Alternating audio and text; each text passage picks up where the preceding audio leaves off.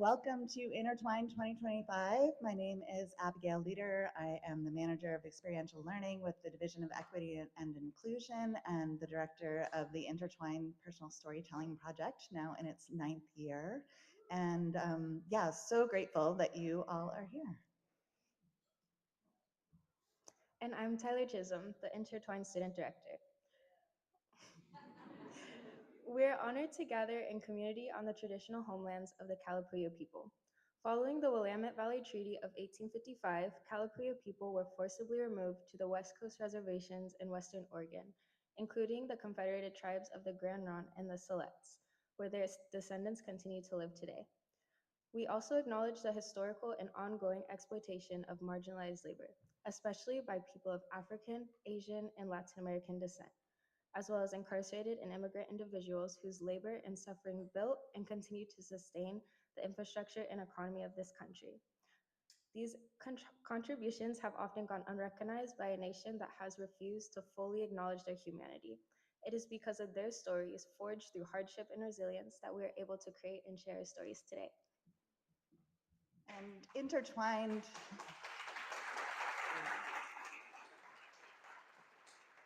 So Intertwined exists to honor that spirit of storytelling and the traditions of storytelling as a healing and truth-telling modality. And we're going to begin by hearing some words from Vice President Angela Chong, who is going to share with us some opening remarks and get us in the spirit of the evening.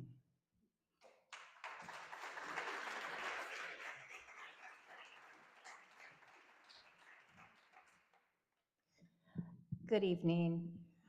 Thank you, Abigail, for inviting me to join you for this beautiful event. Leading up to the event, I had the opportunity to hear from Abigail the history of this event and learned that the theme for this year's is Crossroads, Opportunity, Possibility, and Pivotal Moments. How spectacularly perfect is that for where we are right now? Because no matter who you are, why you are here, or what you believe, we are given the opportunity regularly to come to Crossroads and make a decision on which path to take, both big and small. Some of these small crossroads we are called upon to make choices about several times a day. I was faced with a conversation earlier this term where the conversation itself came to a crossroads. And I found myself asking which path to take. Am I listening for shared understanding? Or am I listening for the chance to interject my own idea? Am I listening to discern any unintentional harm my actions may have wrought? Or am I leaping quickly to my own defense? Am I listening with authentic curiosity? Or am I discounting what I am hearing because we may disagree? How often do you find yourself at crossroads like these? I bet we are faced with dozens of these small crossroads every day. And the small choices, they add up.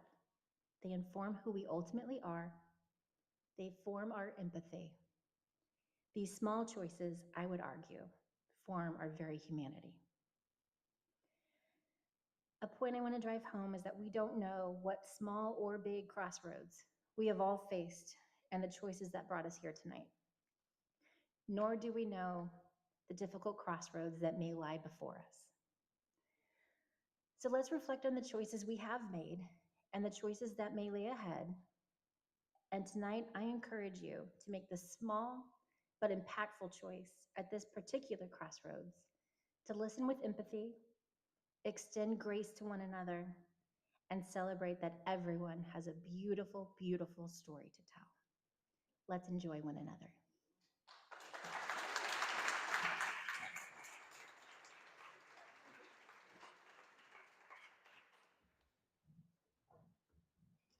Thank you so much, Angela. And like Angela was saying, that storytelling is as much about the telling as it is the listening. So we are going to warm up our listening skills with an activity that Tyler is going to lead us through. All right, in a moment, y'all are about to experience your first mini adventure of Intertwined. I'm going to invite you to turn to somebody that you haven't spoken to before and introduce yourself, and you're going to tell the story of how you got to be here today. Choose one person to go first, and the other person will have a turn, and you have 60 seconds. You may begin. David, can you turn the lights up?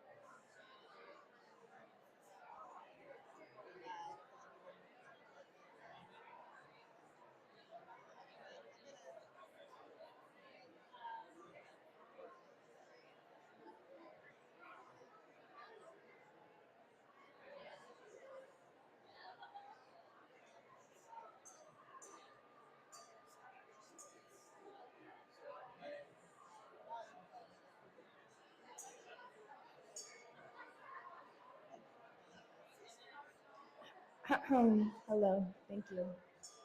We could bring it back together.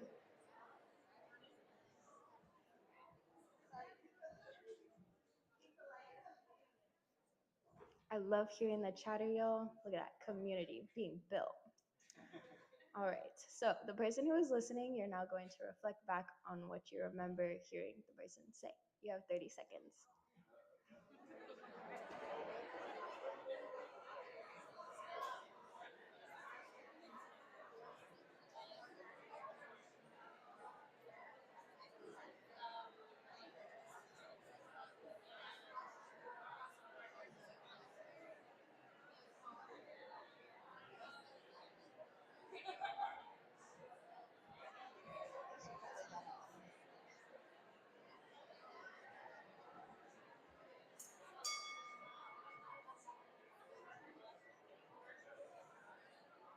All right. We are now going to switch. If you're telling the story first, then you're now going to be listening. You may start.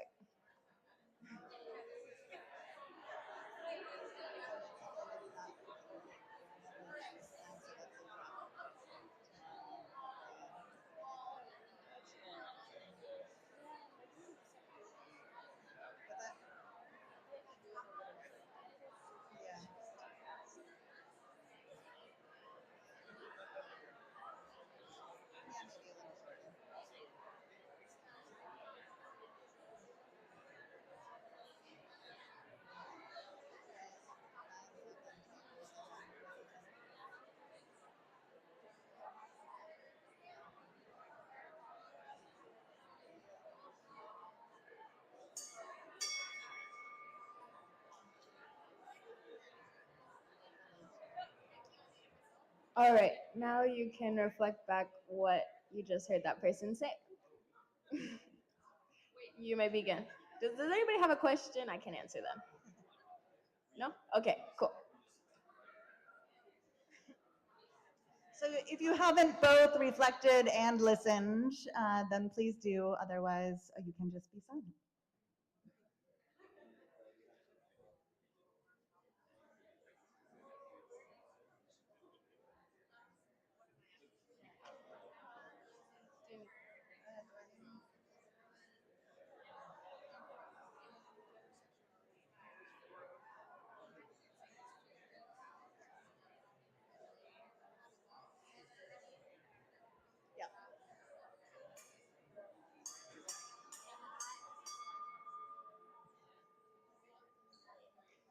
Thank you all for participating in that activity.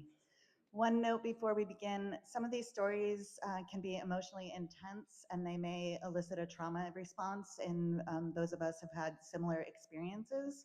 So we want to really invite you to lean into the stories with courage and compassion and also take really good care of yourselves. And now for our first storyteller. There will also be a 10-minute intermission.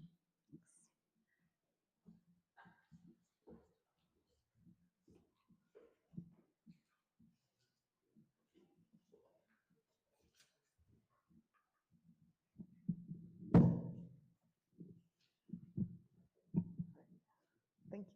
Thank you. Who here remembers COVID? I'm betting for a lot of you, COVID is a distant memory. Me wearing a mask seems a blast from the past, but unfortunately, COVID isn't over, and I am proof of that.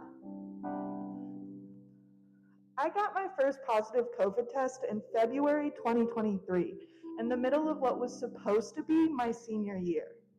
On top of getting a degree, I spent a lot of time working as a lab assistant, class encore leader, and honors college tour guide.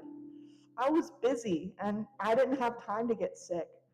I needed to keep up with my classwork, my work, and my honors thesis research. However, shortly after I got sick, things started to go terribly wrong. At first, I thought my symptoms were just due to burnout. I've always been proud of my writing skills, but the quality of my coursework decreased exponentially. I also started struggling to connect with the students I tutored. My sense of self stemmed from my ability to produce quality work, and suddenly that became jeopardized. I blamed myself for being lazy, despite spending more time than before attempting to finish all the work I needed to do. And to cope, I extended my thesis by 1 term. By the end of the summer, it was clear I would not be finishing my thesis and earning my degree anytime soon. For about a year, I was stuck in bed because I was overwhelmed with dizziness. Not only did it feel like I was constantly on a boat, but I also had the room spinning around me every time I tried to stand. My brain stopped working. I couldn't remember words I had always known and started mixing them up. You know when you're trying to send an F-bomb in a text and your phone keeps autocorrecting it to duck and you're stuck getting more and more frustrated while thinking, that is not what I'm trying to ducking say. Imagine that happening in your brain while you try to articulate yourself. Screens made my head hurt. I could barely focus enough to read. I developed terrible insomnia. I started having nightly panic attacks, convinced I was actively dying. During this time, I started doing my own research. I turned to our lovely local library and checked out every book that even mentioned dysautonomia, which is a category of disorders that can cause dizziness. I could only read for 10 to 30 minutes on a good day before getting too dizzy, so research was hard. One book I expected to be interesting but not super relevant was the Long COVID Survival Guide, which includes chapters from several COVID long haulers. I found myself reading chapter after chapter, identifying with every author as they shared their experiences. Although the book only documents a handful of symptoms, I identified all of my major symptoms in different chapters. Problems I didn't even realize were connected were suddenly explained. My insomnia, my dizziness, my brain fog. I realized, oh what? This is me? Suddenly, in this crossroads moment, I no longer viewed myself as a failure. My decreased work capabilities weren't my fault. I might even be able to find medical solutions to my problems.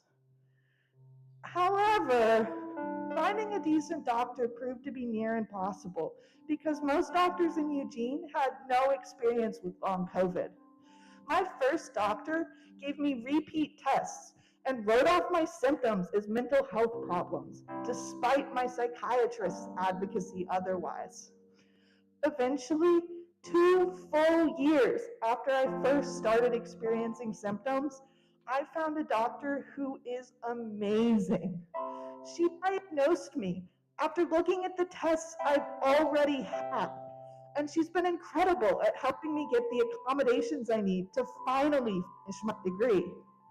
One of those accommodations is that I sit during presentations, like I'm doing right now, so I don't pass out.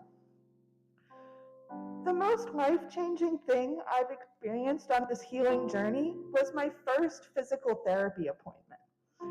I learned that what I thought of as just being dizzy is actually caused by two different conditions, one of which is possible to fix after just one treatment. All a professional had to do was have me slowly roll around a table with my head in their hands while the crystals in my ear canal settled. The next day, I was able to get out of bed and move around entirely by myself, with much more ease than I'd experienced in 2 years. Since I first got sick, I've had to completely shift the way I think about my life. I place less worth on my productivity. I'm better at standing up for myself since I've had to fight to be heard by medical professionals. I'm more confident doing things for myself, even if they get extra attention in public, like wearing a mask or walking with a cane. Throughout this process, I've learned a lot about myself, and I have gotten stronger. If you think you or someone you know may have long COVID, I want you to know life isn't over, and I am proof of that. After 5 years, medical practices have finally started to figure out how to treat different long COVID symptoms. Honestly, getting sick has been incredibly isolating since it feels like everyone else has moved on from the pandemic. I've been growing my online community, but would love, love, love to meet people in person. So feel free to reach out if you have long COVID or are interested in learning more. COVID long haulers exist, and we are a part of your community, whether you know it or not. Thank you.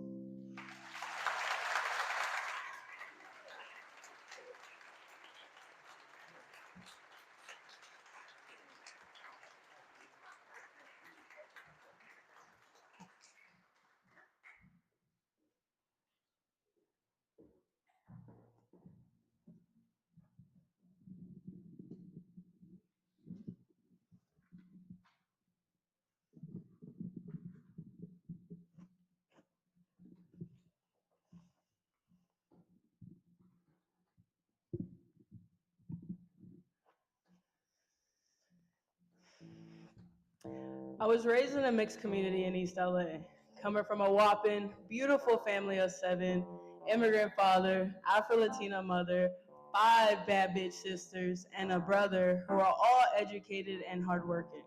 But that's not even everyone in the house. So imagine waking up every morning to chaos, trying to figure out where you fall on the shower line, or brushing your teeth after your brother took a shit. When COVID happened, I was a junior in high school. I stopped going to school, I quit varsity basketball, and I got a job at a pool store in Orange County instead. I was working 40-hour weeks, making $3,000 biweekly, spoiling my 2 little sisters at the cost of getting spit on by old white men in MAGA hats. Multiple times, by the way. I wanted to come to Oregon because I wanted to see something different, and I definitely got what I asked for.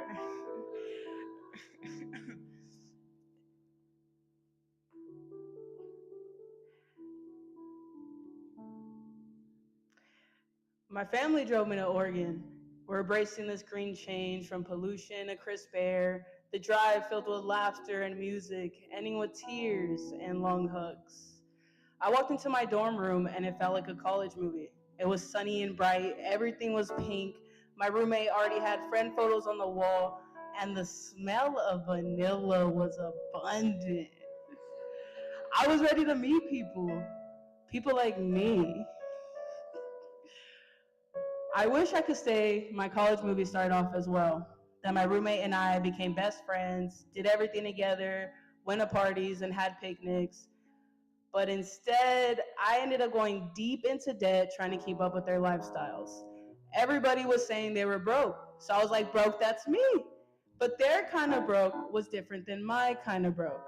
Their kind of broke was having at least $1,000 in their account for an emergency, and my kind of broke was if I had 0 on my debit but 30 on my credit, we were still gonna go get some food. I threw up every morning freshman year. I felt guilty not being home. I wanted to go home, but everybody back at home thought I was too bougie in college. This made me uncomfortable, anxious, and insecure. Being included was about filling a void of loneliness, so when I finally got a job at Subway, I felt useful again. I'm getting my degree in advertising, but I hate my advertising classes. I did everything y'all said a student should do, but people like me are hardly recognized and instead tokenized. Being in classes with white students learning and discussing Black culture is so weird for me. They are always so comfortable to insert their opinions, but then don't listen. It's when I comment on history or today's society, everyone goes silent. Now y'all stop having things to say? I hated the environment in which we learned. I stopped going to classes. I spent the next 2.5 years trying my hardest to make friends, just to end up with an empty heart and some empty pockets. Winter term junior year is when everything changed.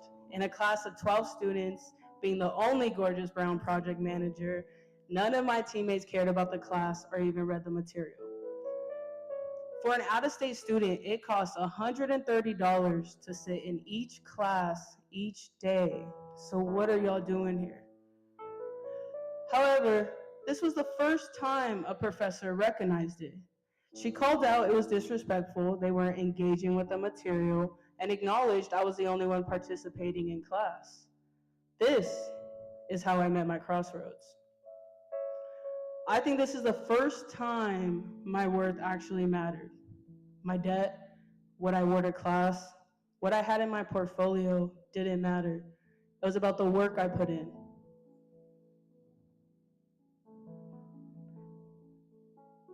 Spring term junior year, that professor wanted to take me out to lunch. So I called my sister. Can a professor actually take me out to lunch, or am I getting kidnapped? She became my mentor. I started interning 36 hours a week, still working nights at Subway all summer long. But it didn't feel like charity. She put me in everybody's face, made sure I got paid, helped me get to therapy, and made me believe in myself.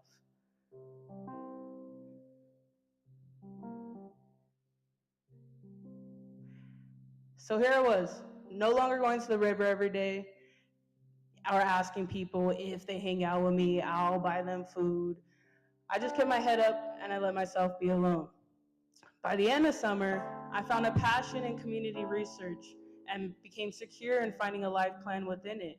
I had multiple job opportunities and connections to the library. I see the importance of being recognized. Do you guys see that? So, one more month till I graduate and pursue my master's wherever that may be. I got a fine-ass girlfriend. I got a job I want to work the weekends on, and I'm helping others find their belonging, especially in white spaces. Taking up space is important. Taking up space is hard, especially when that space is new to you. How can I take up space in something foreign? Until I realized y'all were trying to keep it foreign for a reason. I'm not meant to stay in La Puente. I'm meant to gain the world's education and provide it back to my brown and queer community.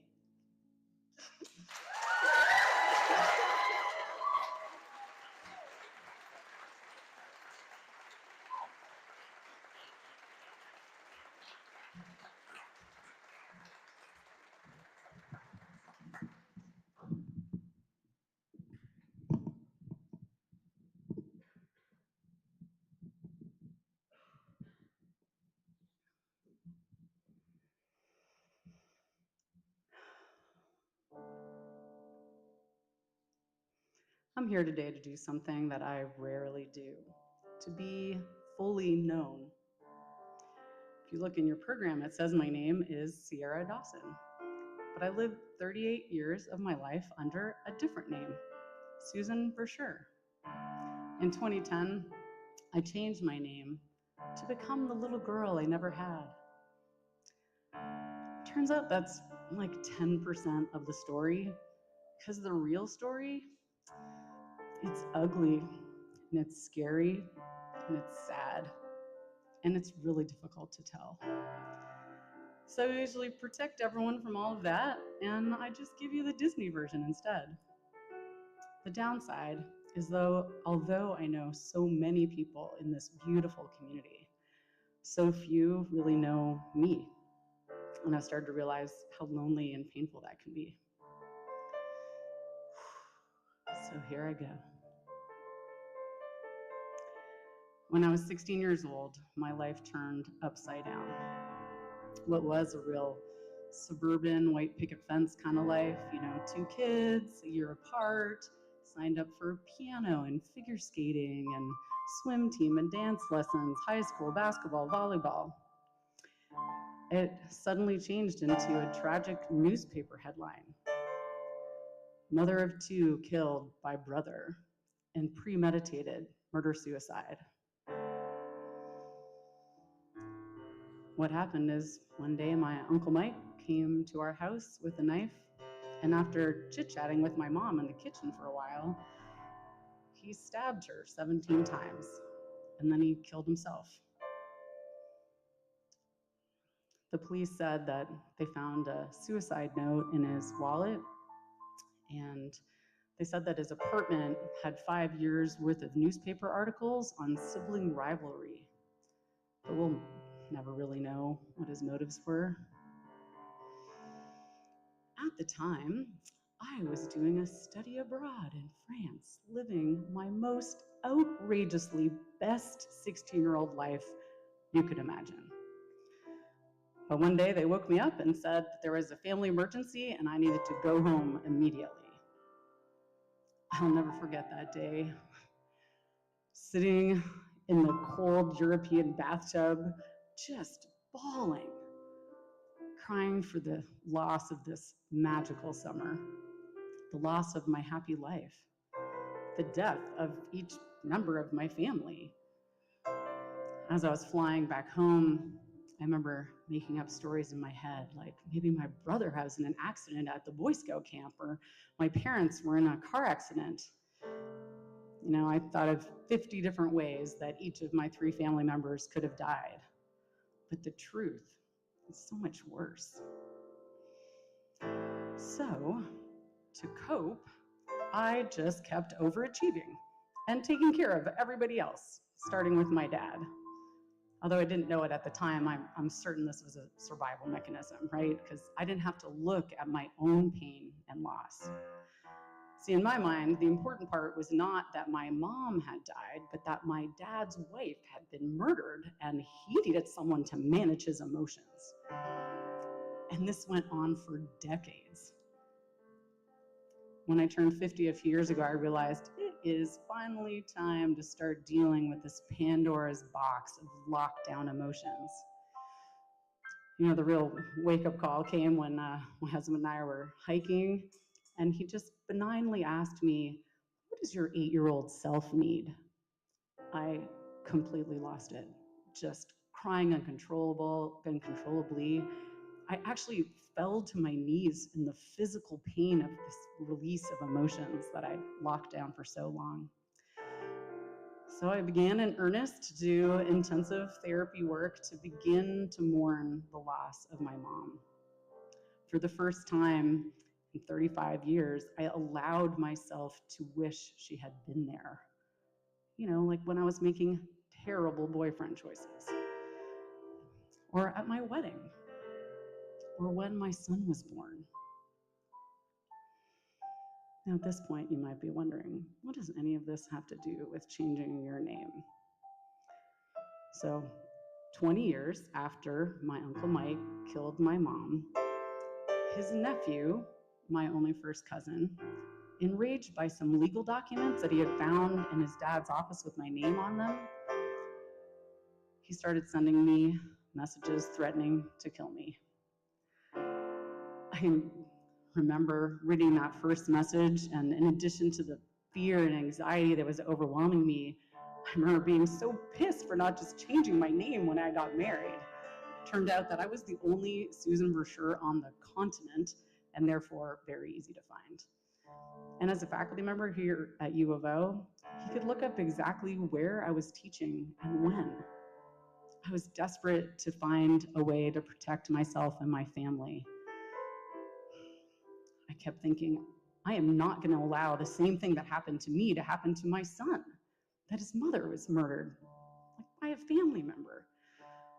Anyways, I finally decided that I needed to find a way to disappear, but in my own life. And then I thought of it, I can change my name. And so I did. I changed my name, and I had no pictures on the web for almost 10 years, and I still have no social media.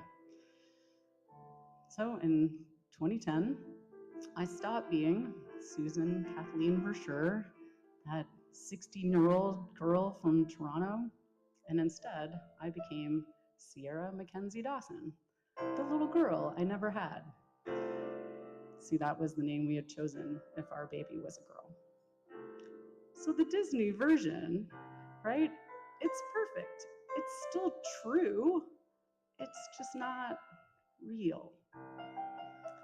As a teacher and a facilitator, it's my role to bring groups of people together and create, community and safety.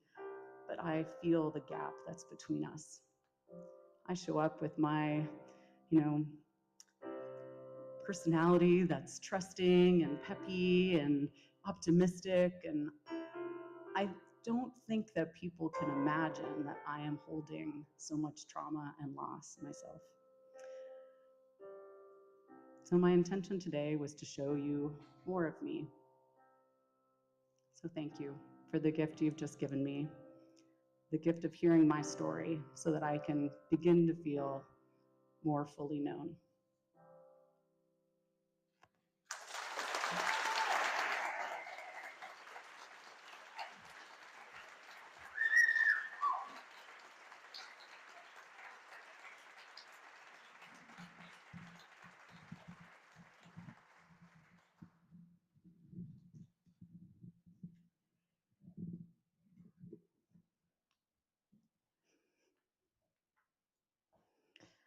I'm 15 years old, and I'm standing in a singlet.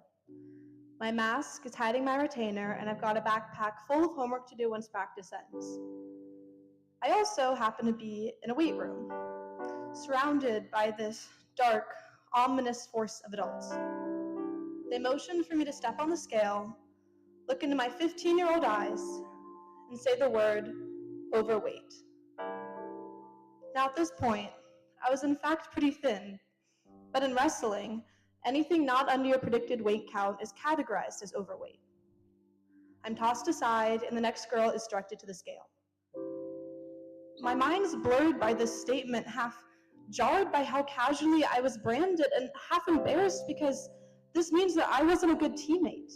I didn't conquer and restrict my body the way I was supposed to. I feel gluttonous. The choice to join the wrestling team really excited me at first because it let me play out the role of this badass feminist, and it was alongside my best friend. After a week or so of accomplishment rushing through my bruised arms and praise from adults around me, the dark underbelly of the sport started coming to light. Food, then weight plans were handed out. The idea basically was to half whatever you were planning to eat. Then again if you were a really committed teammate. I had dabbled with disordered eating in the past, so I felt confident that I could recognize and dodge any red flags. Outsmarting the system, I made a plan to smile and nod through the locker room presentations, but not really limit my eating. However, somewhat inevitably, I started subscribing more and more to the sports agenda. At one fat caliper check-in, with my skin freshly clinched by the cool metal tool, I slyly craned my neck to hear the next girl's number. Expecting for it to be less than mine, it was higher. I beat her. My body fat percentage was less than hers, and that meant everything.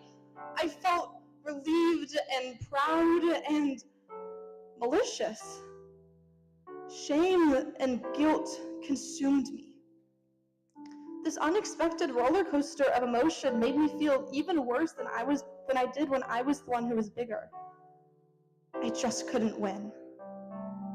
With this came my moment of recognition. How did I get to this point? How did my strong, kind personhood fall into this machine and become a tool to keep it running? How could my sense of self be infiltrated like that? The answer to this question is abundantly clear. It's a lack of nutrition. I was being deliberately doled down with my body on survival mode. How long has this acidic feeling of hunger and deep sense of dread ran through my veins? How have I been able to smile in every photo, yet I'm so terrified at myself for being so far gone I was forgetting my friends' names? How could I be so divided with one half of myself wanting to eat and the other half wanting to conquer that so I could win, and then my whole self just hating this whole thing? Finally conscious to this, I remember my friend, Maisie. We had both been going through the same thing alone all season, yet it took until our internal conflicts built up and spilled out for us to remember that we could talk to each other. At one meet, we both just hit our wall. Even though we were slotted to wrestle that day, we decided we just needed to leave the building and the coaches and the numbers. We ended up sitting outside on the curb of this random high school, confiding in each other about how messed up everything in wrestling was. I left to go call my dad, trying to hide my tears as I asked him if he could pick us up early, but not telling him why. While I waited for him, I felt so validated by Maisie saying, "Me too." When my dad got there, he brought cookies and hot chocolate. The words "empty calories" echoed through my brain as I brought these Trader Joe's Nutella cookies up to my mouth, and yet I still ate them, as a message, an act of resistance. To this day, I still hear those words when I eat these cookies, but they've become my way of saying, "Fuck you." There's my badass feminist moment. After shopping for fast food and dropping Maisie off at our house, the rest of the way home, I told my dad what was going on in wrestling.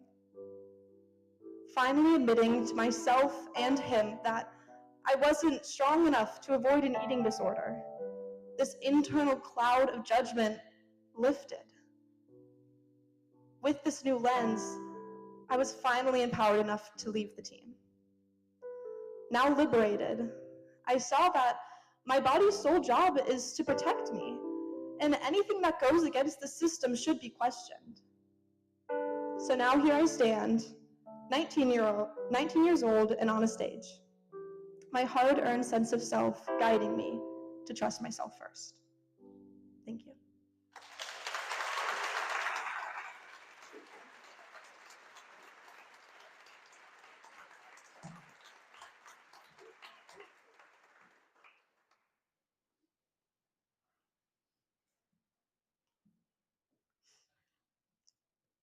My dad's goodbye to me was the third goodbye to his brother.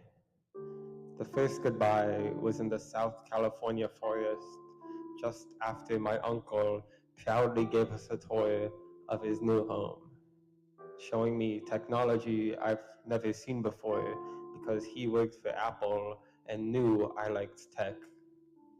The parting took place just after my dad hugged him and shared one last bright-eyed, wide-toothed smile. I tried to copy, but I was too embarrassed because my front tooth was chipped. But my uncle comforted me. He said, "It happened to him once, but look at his teeth now.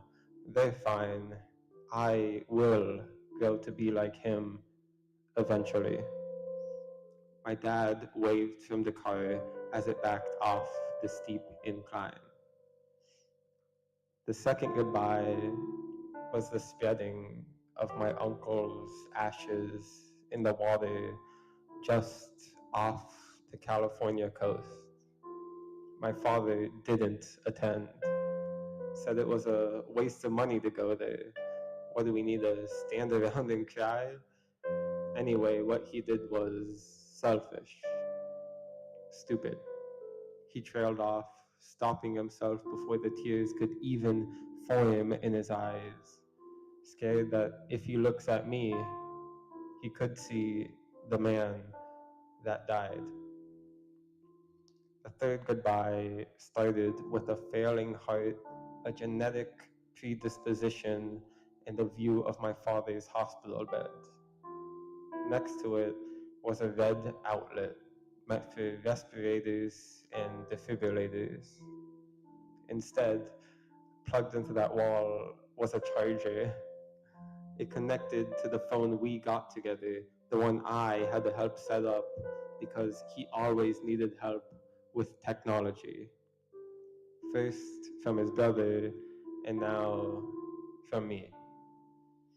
On the other end of the room, a big whiteboard full of medical information: height, weight, fall risk, and a pain scale. But he handed my siblings and I markers and told us to liven up his whiteboard.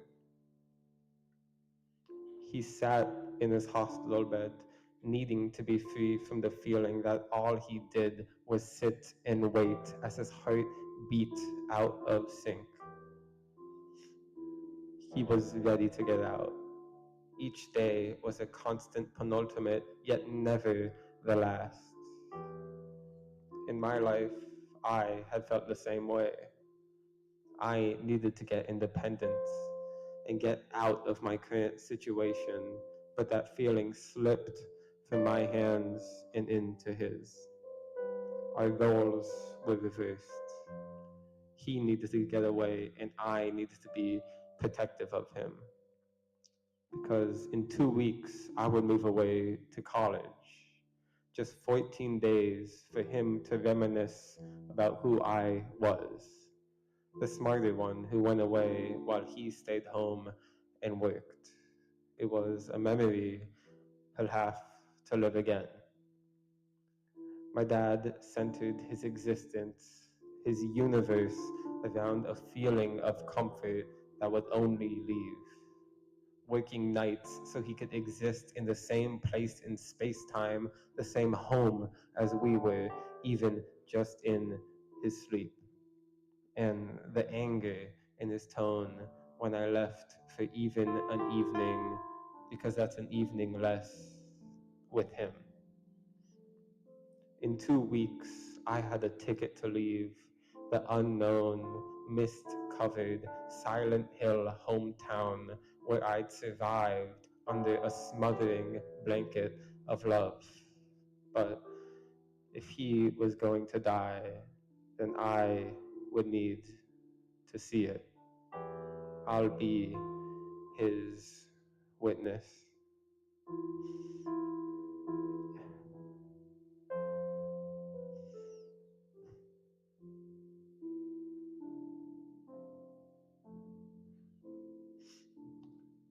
I waved from the car as it backed off the cliff. I didn't know if this would be the last time I saw him upright, but he was hunched over anyway. The last outfit I'd see him wear, but he never wore white and he never wore patterns. Had I already felt the last soft hug where his arms didn't fully reach around me anymore? I could hear his thoughts. The I want you to hold me like I held you, and the you died long before this.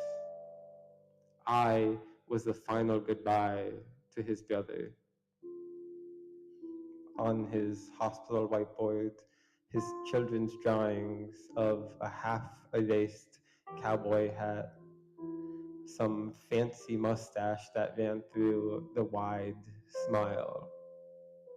Written under it, 0, no pain. On the other end, big, fluffy, scribbled hair, and sunglasses that hid 2 teardrops. a circle around the number 10. Worst pain.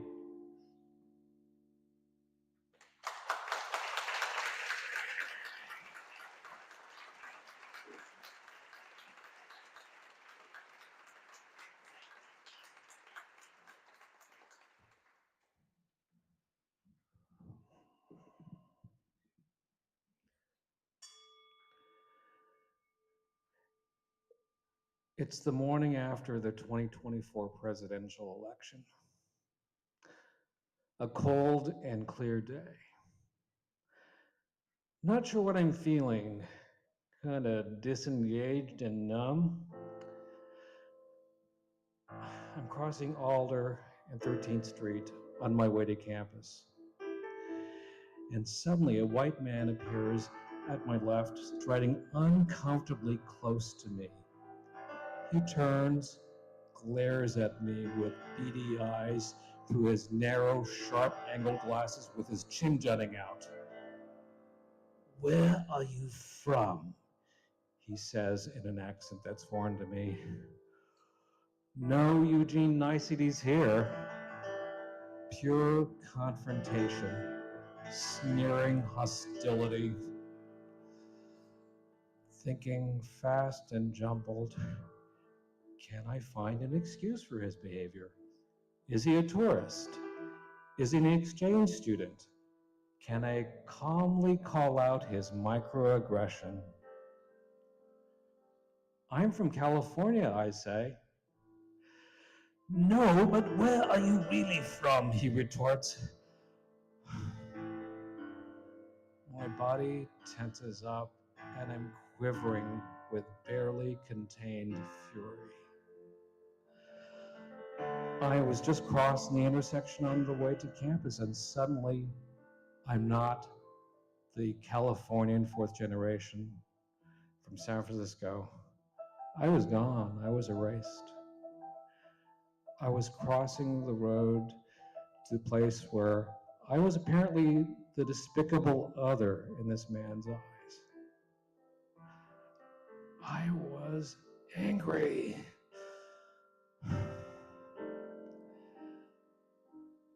I am uncomfortable with these questions, and I'm choosing to walk away now, I say, and then stormed up Alder Street.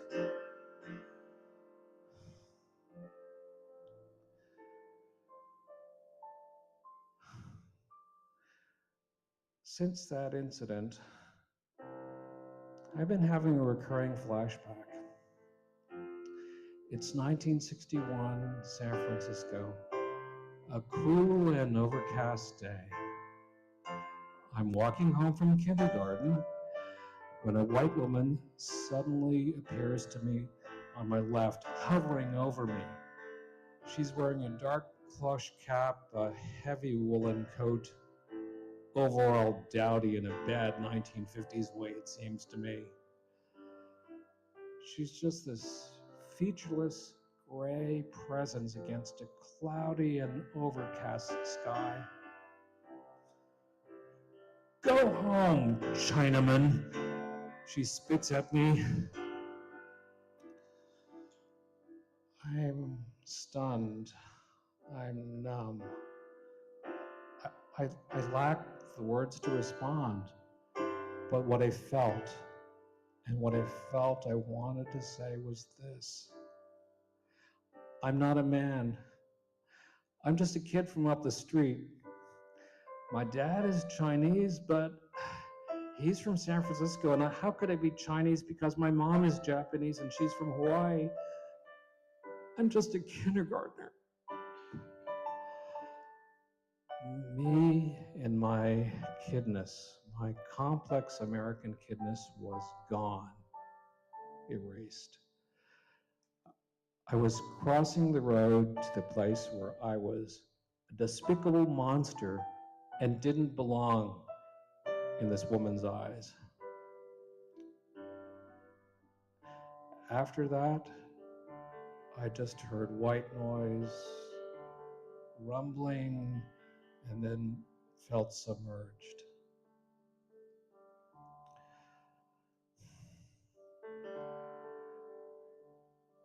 That flashback actually started recurring during COVID. Whenever I heard the phrase China virus or China lover, and then seeing how elderly Asian Americans were being targeted and assaulted on streets in supposedly safe enclaves.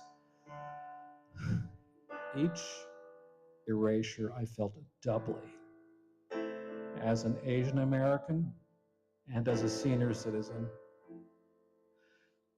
But I was angry.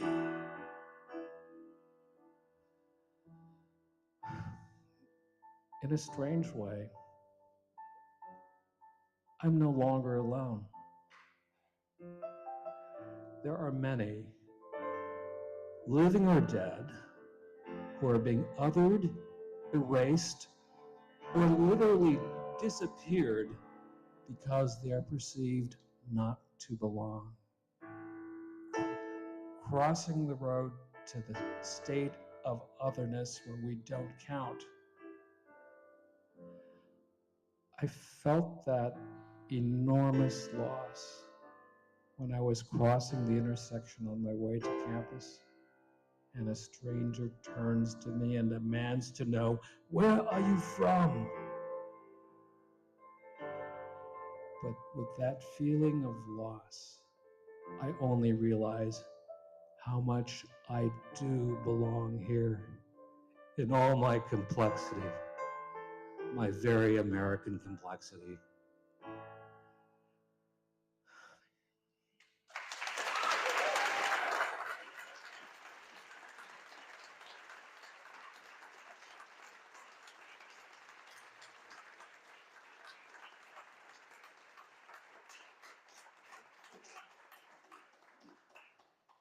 We're going to have a short intermission now. It's 10 minutes.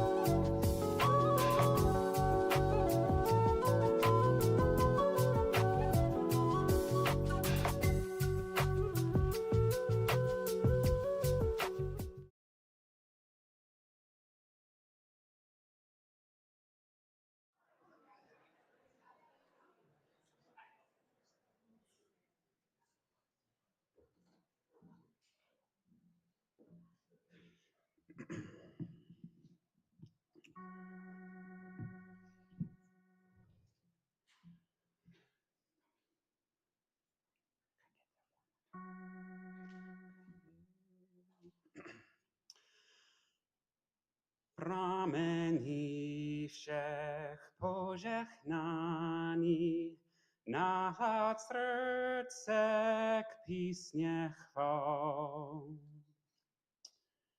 Can you hear the lingering fervor in my voice? I can, especially when I sing that song in Czech, the language I learned as a missionary for my church.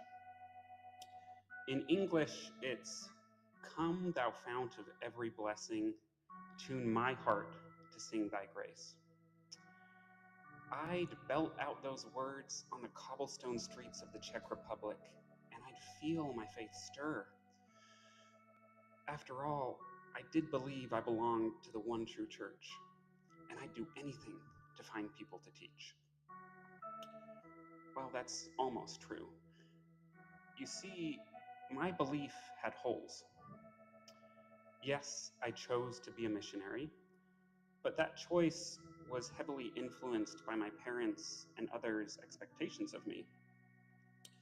At the same time, I could sense, if not explicitly name, aspects of the church that felt wrong to me, like modesty being strictly outlined for girls, but not boys, or how I, as a 12-year-old boy, was given the title deacon and privileged to administer the sacrament while more faithful women sat and watched.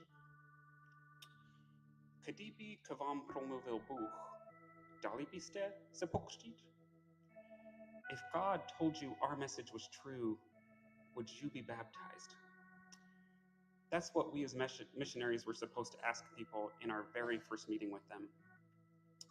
I experienced dissonance here. On the one hand, I felt aggressive and pushy.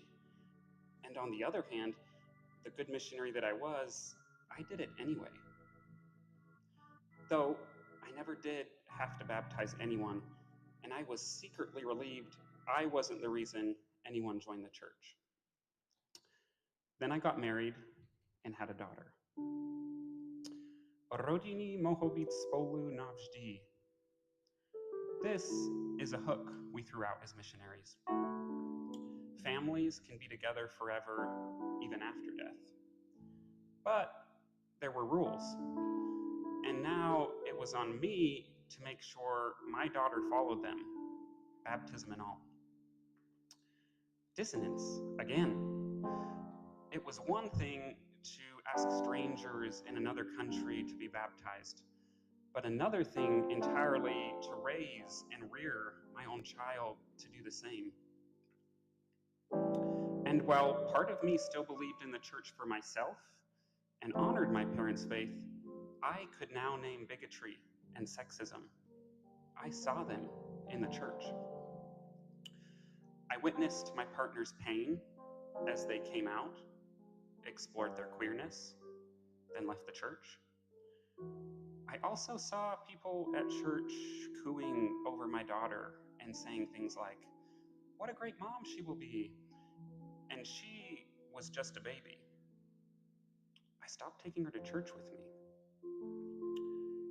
Přijdete k nám na shromáždění? Will you come to church with us this Sunday? I asked that question scores of times on my mission. Yet years later, I'd sit in a scratchy polyester lounge chair in the foyer outside the chapel, having come late and only half listening, wondering what my absence said about my faith, and dreading my parents' disappointment if they found out. The last time I was in that foyer, I sat in silence as the deacons passed the sacrament. I watched a late arriving couple cuddling on a couch and imagined them dreaming of their forever family. I realized I wouldn't have that. My partner was queer, and there were already overtures to polyamorous relating in our future. These were rules we were breaking. Sometime later, I overheard two men whispering about the ungodly length of one of the deacon's girly hair. All too aware of my own long hair, I knew what these men thought of me. What would they think about the parts of me they couldn't see?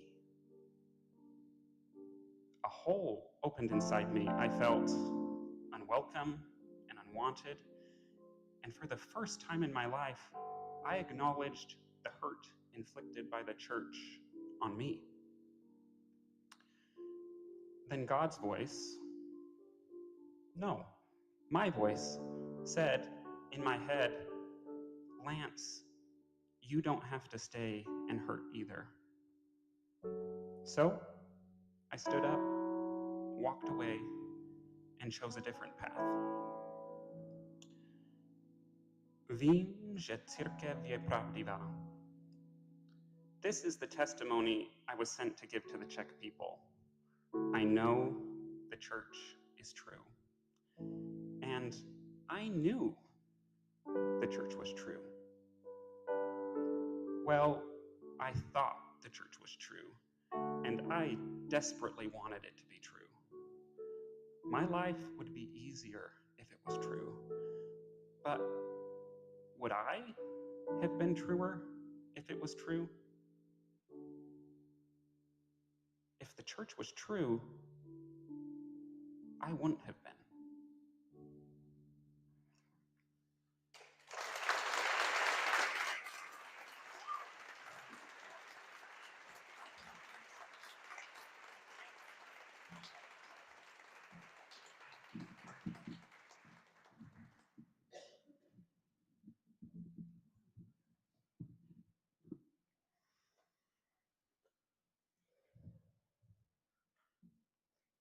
My early life had a catchphrase.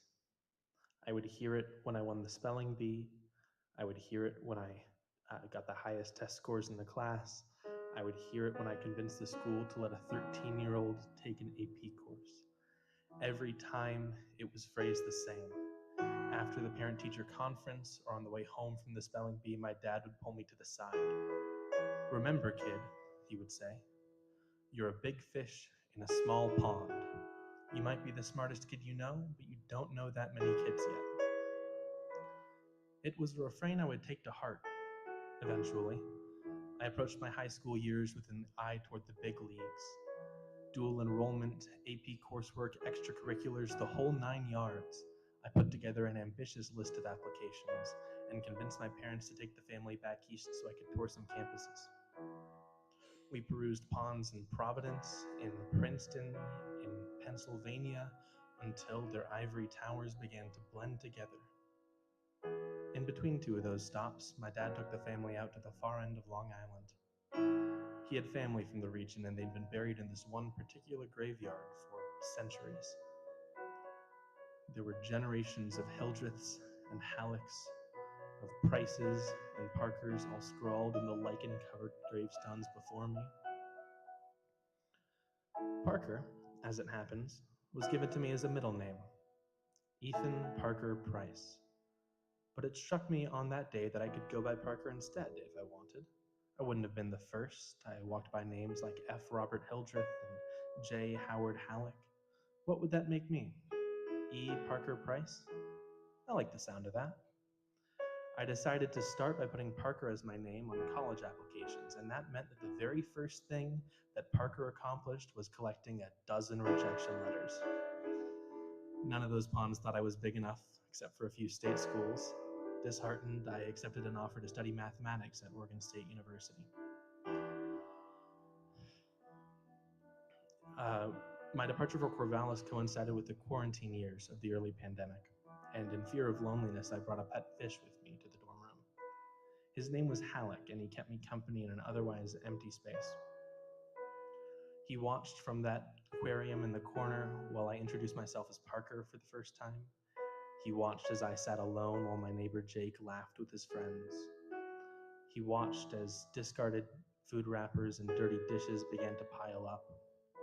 One day, he stopped watching. It was a week before I noticed, and another week after that before I finally discarded the corpse and cleaned out the tank. during those months, a wall built in the middle of my identity. Ethan, as the kid I was in high school and before, grew to be distinct from Parker, the man I had become. Ethan called his parents and told them things were going fine. Parker didn't talk about his classes. Ethan had never touched the bottle, but Parker went to Jake's room to drink and forget. Ethan should have been thriving in a pond large enough to stretch his fins, but Parker found he couldn't swim. Eventually, the waters rose too high. The increasing difficulty of the coursework, compounded by unmedicated symptoms and isolation, grew to be too much. I was failing every class I was taking, and I didn't have enough time in the term left to turn them around. With a heavy heart, I was forced to withdraw my enrollment. I couldn't handle being alone anymore. I went to Jake's room to cry. He asked what was wrong, and I told him that Ethan had drowned. What kind of melodramatic nonsense was that? Did I think I was better than a dropout? Ethan should have been, but obviously I wasn't. Maybe I was right. Maybe Ethan really wasn't there anymore. I was just Parker by the time I made it back to my hometown. I got a job cooking for a summer camp, and I did some filing work during the off season. I had a lot of time to think. Who is Parker? People had expected so much from Ethan, and the weight of those expectations had crushed him. Parker, having failed, was free. But what did that mean? What did he want? In the end, I reverse engineered a 5-year plan. I settled on museology as a career, not because I thought I was good at it, not because I thought it was expected of me, but because I thought it would be something I might enjoy. That road led me back into academia. I got an associate's at a local community college and then transferred here to the U of O. I might not be the biggest fish here on campus, but I'm swimming pretty well these days. And the water's quite pleasant. I'm happy with that. Thank you.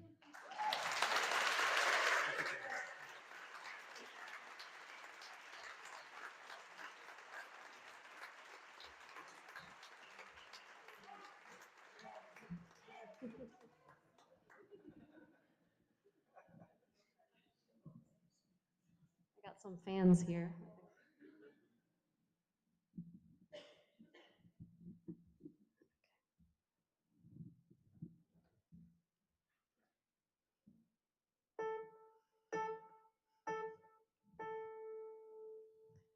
The IV drip keeps the time.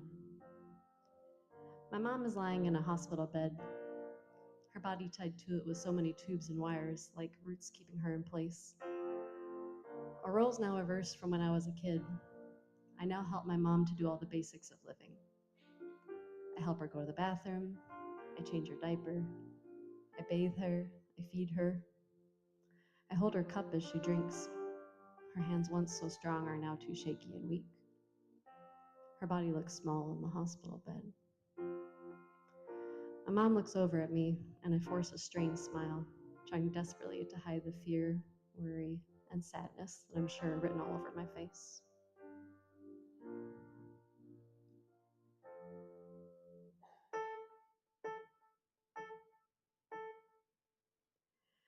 I call for the nurse. I need help to change out the thick padding that catches all of my postpartum bleeding. Having just given birth a few days before, now I bleed, and I bleed, and I bleed. Making up for all the periods I missed during pregnancy, I suppose. I wonder if I'll ever stop bleeding. I need to pee, but I am tethered. Like a kid again, I need to ask for help going to the bathroom. I mourn my loss of agency. The medications to treat all my postpartum complications make me so sick and dizzy, I stare up at the ceiling not wanting to be here. Or maybe anywhere? If I could, I would stick my head into a pool of water and scream until I couldn't scream anymore. I smile politely at the nurses. It's not their fault that I'm here or that this is happening to me. And they're all very nice. But still, I want to scream. I look over at my partner's tired face, and I can see the worry and fear stretched across it. He attempts to give me a reassuring smile.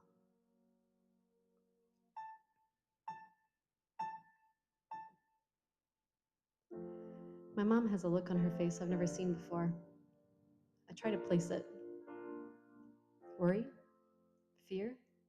Sadness? All these things I've seen on my mom's face before. What is this new emotion that I can't place? A sudden realization hits me and then sinks deep down into my gut, pulling me down with the weight of it. It's despair. She knows her life may end here in this hospital bed. Moms are supposed to comfort their children, but my mom can't comfort me now. I try to be strong and put on a brave face to show her it's okay she can't comfort me. I'm strong. I can take it. I can do this. I'm okay. I wipe away my big girl tears.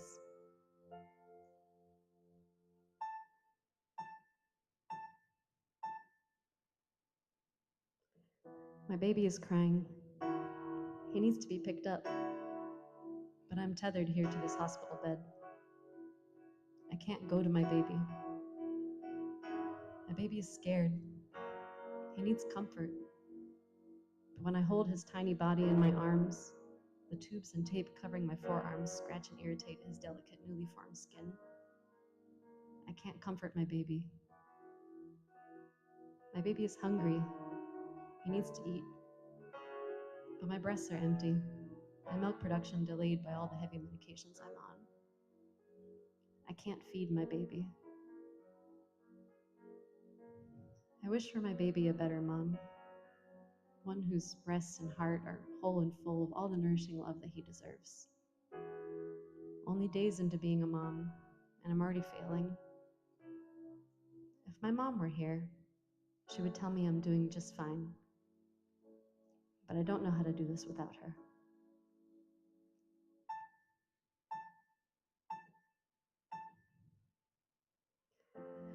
I tried to think of a nice ending to tell you all. Something like, in the end it all worked out, or love finds a way, or something nice like that. I thought a lot about how I could tie up this story with a nice, neat little bow. But I don't think my story has an end. One life ends, another life begins. Lose a mom, become a mom. Time keeps ticking like the IV dripping. My mom died like her mom before her from the same aggressive pancreatic cancer. Knowing this, I'm forced to face the not-so-low chance that someday my fate may be the same. I feel this knowledge sit heavy deep in my gut, as if death has already begun scrawling my name into his ledger. My mom took the news of her nearing end with a lot of grace, courage, and an unrivaled dedication to finding the silver lining. She took this opportunity to leave to each of her children a set of life lessons she hoped we would carry with us. In fact, ensuring we would do so by carving them into these bracelets, giftless for us to find after she passed. So I'll leave you with my favorite of her life lessons. I am always doing that which I cannot do in order that I may learn how to do it.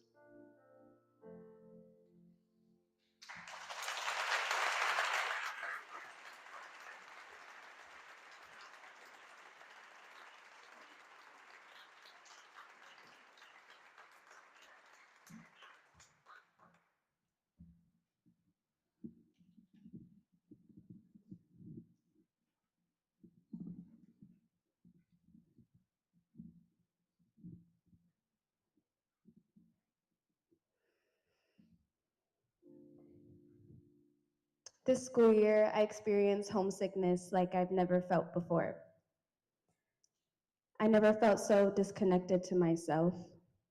In the past, if you were to ask me what my greatest strengths were, I'd probably say patience and understanding, but from September to the end of February, I was just angry. I felt no desire to deal with anything and just isolate myself. Every little thing irritated me.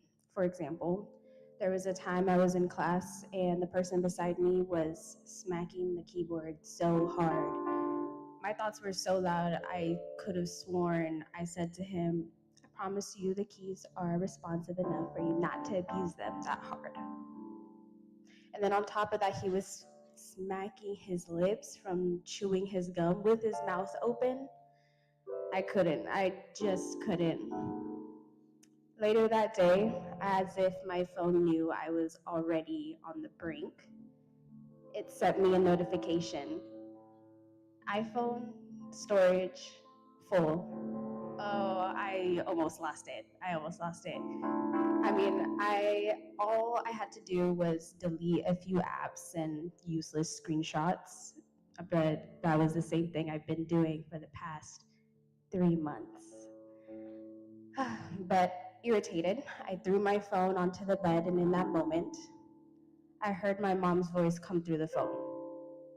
Wa, kamatawba agad which by the way means if I get over there, I'll kill you. I whipped my head in that direction so quickly to the direction of my mom's voice, and I realized that it was a video that had randomly started playing. It was a video of my mom strapped in a harness, high off the ground, doing a zipline obstacle course, and she was laughing and scolding at the guide. It was a video that I had recorded about 2 years ago on our trip to Ethiopia.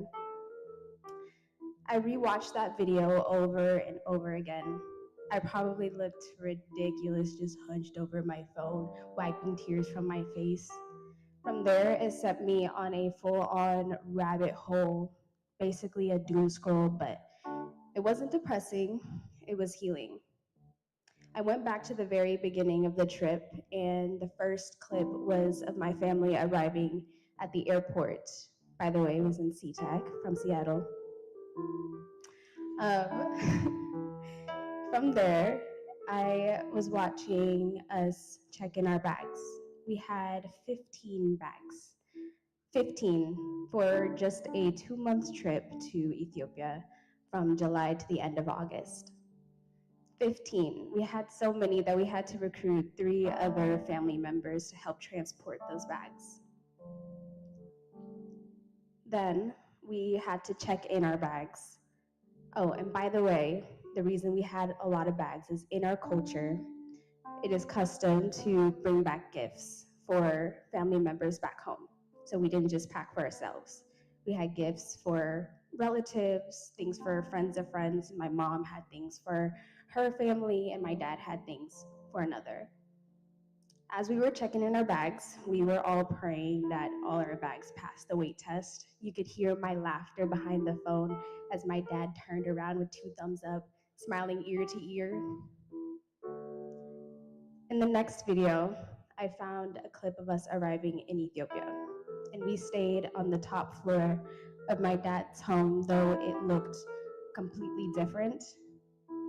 In this house, it was my dad's childhood home, where what used to be a single-story house with blue and purple interior walls had been transformed into a 3-story, beautiful tan, cream, and gold house, and we were on the top floor.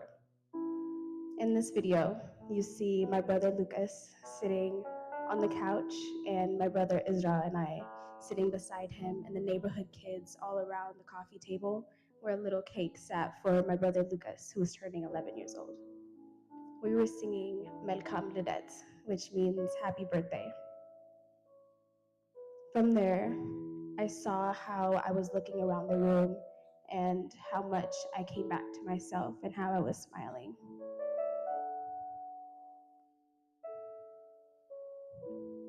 I felt overwhelmed by how welcome I felt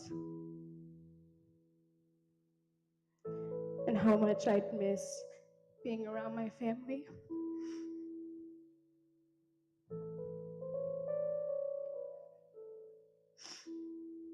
It made me think about how my parents also came back to life, how they were glowing. They looked 10 years younger. I looked happier. My brothers were even more themselves. which meant they were even more annoying. I think about this trip a lot and going back and looking at these memories. I used to think that isolating myself was the only way that I could heal.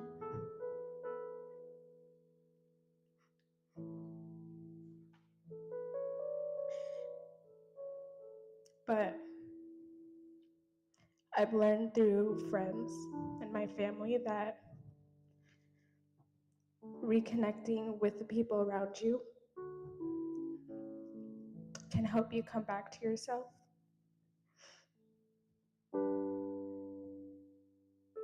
So sometimes even memories can be a crossroad.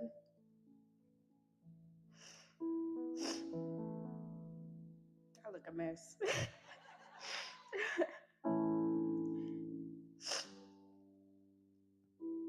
Sometimes isolation is not the way to heal, but looking back at old memories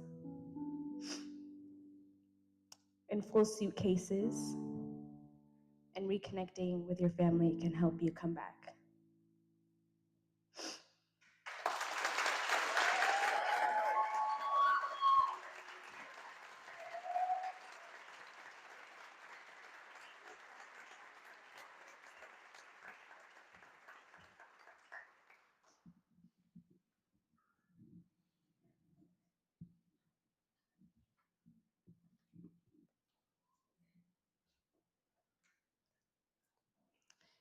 I would say my upbringing was pretty good, though I have no frame of reference. It's like when people ask me what it was like growing up with 20 siblings. The question about whether I liked having such a large family never crossed my mind. It's merely a fact, not something that one could like or dislike. There was plenty of adventure. My sister and I were once caught at 3 a.m. sneaking in the house with arms full of baby goats. By the time our parents got around to raising us younger kids, they were too tired to bother about silly little things like a basement full of baby goats. And what's a few more kids anyway, right? And it wasn't uncommon for our family to receive a call from a nosy neighbor that 5 or so small children had just escaped from an upper story window on what appeared to be a rope fashioned from various shirts and denim. We were mostly left to our own devices, long days exploring woods and rivers and telling stories huddled around a fire late into the night. But with that many people comes a lot of life difficulty too. From earliest memory, a series of strangers, people I didn't know but accepted as family. Calls that someone has a brain bleed, and would I care for children, though only a child myself, whose mother may not return. Deaths in substance abuse, mental breakdowns, and suicide attempts, and people running away and people running home. Siblings appearing in the dead of night, sometimes with small children in tow, seeking refuge, seeking family, seeking home. Events such as this may have been deeply traumatic to others, but when your family constitutes roughly the population of a small town, it's just a Wednesday. In that chaos and horde of people, things were overlooked and lost too. Our parents removed all of their youngest children from school, and my formal education ended in 4th grade. And I never found out why, and I never asked why, because I learned at a young age to accept the reality of what is. But from the moment a neighbor bought me a library card, and they drove me 13 miles to the city, and I stepped into that 2 air-conditioned space out of the oppressive Missouri summer, I found a hunger to learn and the freedom of time. Because I had little structure or supervision, I spent most of my days reading. Stacks and mountains of books. Sometimes all day in silence like a tiny malnourished monk. Sometimes perched in the bed of the pickup truck after a long day of chopping wood. First the odd assortment of fiction, and then philosophy, mathematics, psychology, game theory,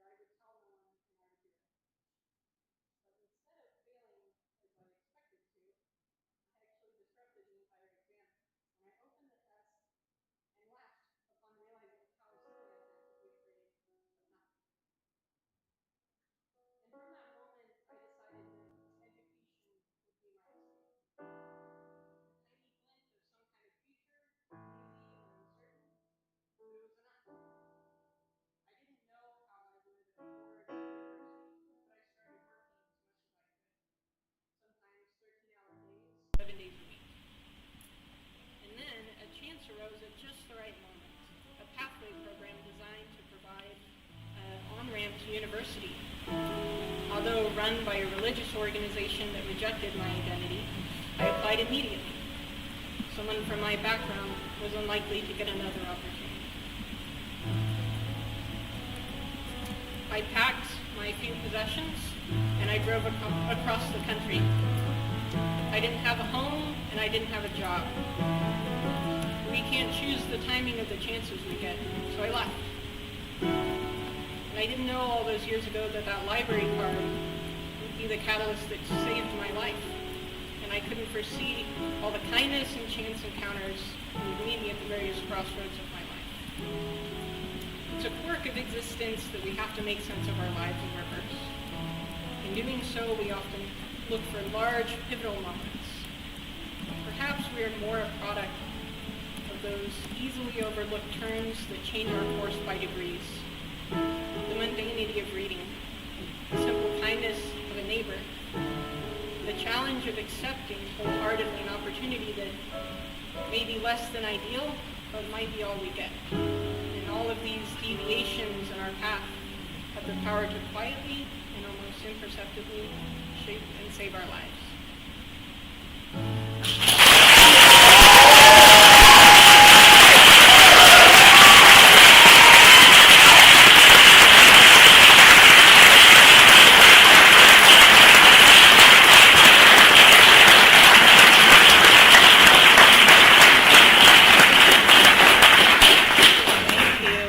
Thank you, everyone. Thank you all so much. Let's take a deep breath together.